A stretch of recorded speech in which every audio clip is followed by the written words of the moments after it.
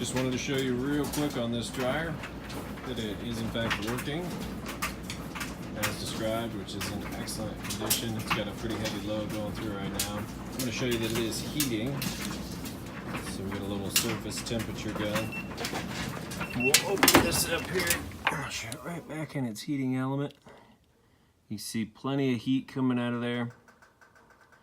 And then that gets pretty hot inside that tube, forces the air out, and the inside will get anywhere from 100 to 195 in there.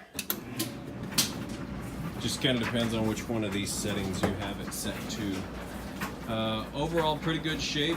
Normally I'd probably repaint the whole thing, but you know, if we're wanting to keep it around that 150 mark, it would be just like this, and it's in good shape. Runs great, been inside and out on it. It's all clean, past the 22-point inspection, so let me know if you're interested. We'll get you set up on it. Thanks.